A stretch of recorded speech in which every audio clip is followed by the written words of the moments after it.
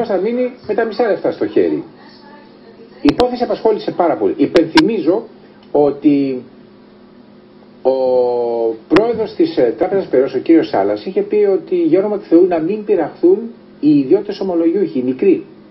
Γιατί αυτό μπορεί να κλονίσει και την εμπιστοσύνη απέναντι σε ομόλογο ή σε τράπεζες. Ο κ. Βενιζέλος είχε βάλει ένα πλαφόν 100.000 ευρώ. Και από εκεί και πέρα θα άρχιζε το κούρεμα. Ούτε και αυτό έγινε, και αυτό το απαγόρευσε η Τρόικα. Όμως το πρόβλημα είναι υπαρκτό. Έχουμε μαζί μας τον κύριο Γιάννη Μαρινόπουλο, πρόεδρο της προσωρινής διοικούσας επιτροπής του Συλλόγου Φυσικών Προσώπων Ομολογιούχων Ελληνικού Δημοσίου, και τον καλησπερίζουμε για να μας πει σε ποια ακριβώς. Καλησπέρα σας, κύριε Μαρινόπουλο, σε ποια ακριβώς φάση βρίσκεται η όλη η ιστορία και τι κάνετε από νομικής πλευράς. Εμείς ουσιαστικά είχαμε ακούσει τον κύριο Βενιζέλο που είχε υποσχεθεί στους Έλληνες πολίτες, στα φυσικά πρόσωπα, ότι ουσιαστικά δεν θα συμμετέχουμε στη διαδικασία του PSI και θα βρεθεί ένας τρόπος να μην χρειαστεί να μπούμε σε αυτή τη διαδικασία εμείς ή να αποζημιωθούμε αργότερα. Δεσμεύτηκε ότι θα υπάρχει αυτή η λύση, δεσμεύτηκε ότι θα μας στηθεί μετά το PSI, και αυτή τη στιγμή ουσιαστικά δεν μας λέει απολύτως τίποτα. Λέει μάλιστα ότι δεν μπορεί να γίνουν εξαιρέσεις από τη διαδικασία, διότι αν ξεκινήσουν και γίνουν κάποιες εξαιρέσεις, μετά θα πρέπει να εξαιρεθούν και άλλοι που συμμετείχαν.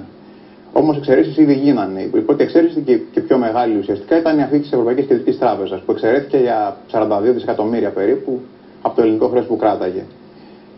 Άλλες εξαιρέσεις στη μεταχείριση είναι αυτές των τραπεζών. Οι τράπεζες θα λάβουν νέα κεφάλαια 30 δισεκατομμύρια και θα λάβουν και φοροαπαλλαγές για 30 χρόνια, ενώ τα φυσικά πρόσωπα δεν θα λάβουν απολύτως τίποτα. Οπότε εμείς θεωρούμε ότι ο κ. Βενιζέλος έχει δεσμεύσει την κυβέρνηση ότι πρέπει να δοθεί μια λύση στο θέμα το δικό μας. Και έχουμε καλέσει επανειλημμένα το Υπουργείο να συναντηθεί μαζί μας, να μας πει ποια είναι η λύση, να συζητήσουμε μαζί, να βρούμε αυτή τη λύση μαζί. Επειδή δεν έχουμε μπορέσει να πάρουμε κάποια απάντηση, κοιτάμε να δούμε νομικά πώς μπορούμε να το χειριστούμε, κάνουμε κάποιες συναντήσεις και προσανατολιζόμαστε να προσβάλλουμε ουσιαστικά τις υπουργικές αποφάσεις σε πρώτη φάση, οι οποίες έχουν να κάνουν με το PSI και τα φυσικά πρόσωπα. Αυτή είναι η πρώτη μας φυσικά προσέγγιση, την οποία εξετάζουμε αυτή τη στιγμή. Κύριε Μαρινόπουλε, μιλάμε για πόσα πρόσωπα που εμπλέκονται σε αυτό το απέσιο κούρεμα και γιατί ποσά μιλάμε? Μιλάμε για 11.000 οικογένειες. 3.000 οικογένειες. 11.000 οικογένειες. Και τα ποσά που μιλάμε συνολικά είναι 1,3 δις στα πρωτογενή ομόλογα και άλλο 1 δις στα δευτερογενή. Συνολικά 2,3 δις, που αν το βάλουμε αυτό στον ποσοστό του ελληνικού χρέους είναι λιγότερο από 1%. Δηλαδή το όφελος για το κράτος είναι απειροελάχιστο και η ζημιά στην εμπιστοσύνη του κράτους που ουσιαστικά λαμβάνει την εμπιστοσύνη απέναντι στον κόσμο είναι τεράστια. Ναι, ποια είναι ακριβώς η απώλεια? Μου δίνετε μια τάξη μεγέθους? Δηλαδή, εγώ αν είχα ομόλογα των 50.000 ευρώ, τι θα είχα? Λοιπόν, αν είχατε ομόλογα των 100.000 ευρώ, τα οποία μάλιστα θα λήγανε, και πολλοί άνθρωποι έχουν ομόλογα που θα λήγανε στις 20 Μαρτίου, δηλαδή τις επόμενες μέρες, θα έπρεπε να λάβουν το ποσό τους πίσω. Αντί για 100.000 ευρώ, λοιπόν, αυτοί οι άνθρωποι θα πάρουν 15.000 ευρώ σε ομόλογα διετίας και 31.500 ευρώ σε ομόλογα που θα λήγουν από το 2023 μέχρι το 2042. Δηλαδή, δεν παίρνω τίποτα μετρητό? Όχι. Παίρνετε μετρητό, παίρνετε μόνο το κουπόνι που έχει τρέξει τους προηγούμενους μήνες. Ουσιαστικά είναι ένα έντοκο του ελληνικού δημοσίου, το οποίο θα το πάρετε μετά από 6 μήνες. Μετρητό δεν παίρνετε απολύτως τίποτα. Η ζημιά σε παρούσες αξίες, δηλαδή αν κάποιος πουλήσει αυτό που του δίνουν αυτή τη στιγμή, είναι 80%. Δηλαδή θα πάρετε για 100 ευρώ που είχατε βάλει 20 ευρώ πίσω. Αυτό μπορεί να το λογίσει η όποια κυβέρνηση, ότι ένα παιχνίδι είναι?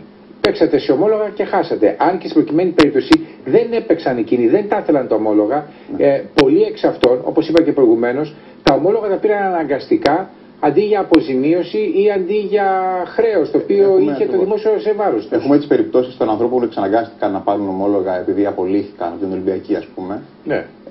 Και έχουμε και τις περιπτώσεις που αγόρασαν ομόλογα με την επιλογή τους. Αλλά ακόμα και αυτοί που αγόρασαν με την επιλογή τους, τα αγόρασαν μετά από προτροπή της πολιτείας, όταν έκανε έκκληση το 2009 και ουσιαστικά έκανε έκκληση στους καταθέτες να μην πάνε στην τράπεζα και να έρθουν να επενδύσουν τα λεφτά τους, να καταθέσουν τα λεφτά τους απευθείας στο κράτος. Δηλαδή, εκείνη την εποχή μάλιστα δημιουργήθηκαν και τα λεγόμενα λαϊκά ομόλογα, τα οποία είχαν μια φορολόγητη απόδοση, που ουσιαστικά σαν απόδοση τι ήταν? Αντί να πληρώσεις 10% φόρο στο κουπόνι σου, το 5% που σου έδινε, δεν πλήρωνες φόρο στο κουπόνι. Δηλαδή, αυτό ήταν ουσιαστικά το κίνητρο για να σε πάρει από την τράπεζα και να σε κλειδώσει μέσα σε ένα ομόλογο και να γίνει η κατάθεση σου σε ένα ομόλογο ουσιαστικά του ελληνικού δημοσίου. Ο κόσμος εκείνη την εποχή, το 2009, είχε την τάση να φύγει από τις τράπεζες επειδή υπήρχε ο κίνδυνος των τραπεζών. Δηλαδή, θεωρούταν ότι οι τράπεζες είναι πολύ, πολύ επικίνδυνες. Θυμάστε, εκείνη την εποχή ήταν η τραπεζική κρίση και τα κράτη ήταν φερέγγια, τα κράτη ήταν οι ηγητές των τραπεζών. Εκείνη την εποχή λοιπόν είχε έρθει το ελληνικό δημόσιο και είχε πει ότι οι καταθέσεις της τράπεζας είναι εγγυημένες και είχε μάλιστα αυξήσει και το ποσό των εγγυήσεων σε 100.000 ευρώ. Παλιότερα το ποσό των εγγυήσεων ήταν 30.000 ευρώ ανακαταθέτη. Οπότε όταν κάποιος έφευγε από την τράπεζα, ουσιαστικά ήταν σαν να δέχεται, σαν να προσπαθεί να πάρει μεγαλύτερη ασφάλεια. Ο λόγος που έφευγε από την τράπεζα δεν ήταν για να παίξει, ήταν για να έχει και μεγαλύτερη διασφάλιση στα χρήματά του. Σωστό. Και αυτή τη στιγμή βρίσκεται ουσιαστικά να έχει καταστραφεί ολοσχερός. Κύριε Μανόπουλε, ένας ο οποίος έχει ομόλογα στα χέρια του και σας ακούει τώρα, πού πρέπει να απευθυνθεί έτσι ώστε να ενταχθεί, από ό,τι καταλαβαίνω, σε μια κοινή ομάδα η οποία θα κινηθεί δικαστικά? Εμείς προσπαθούμε, έχουμε κάνει ένα σύλλογο, τον Σύλλογο Φυσικών Προσώπων Ομολογίκων του Ελληνικού Δημοσίου. Επειδή ουσιαστικά είμαστε εντελώς αμαργάνωτοι, δεν έχουμε προλάβει να κάνουμε απολύτως τίποτα από έδρες και από. Ουσιαστικά έχουμε καταθέσει μόνο τα χαρτιά στο πρωτοδικείο.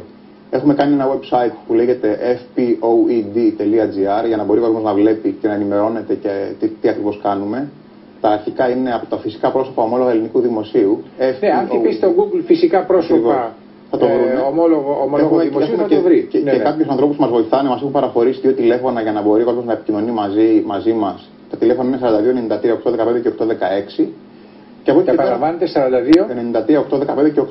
42 93 815 816. Και θα κάνουμε και την ερχόμενη Τετάρτη την πρώτη μας συνάντηση στις 6 ώρα το απόγευμα στο Πολιτιστικό Κέντρο του Δήμου Κηφισιάς, που μπορεί να έρθει ο κόσμος που θέλει να μας συναντήσει για να τα πούμε και από κοντά. Μάλιστα. Σας ευχαριστώ πάρα πολύ.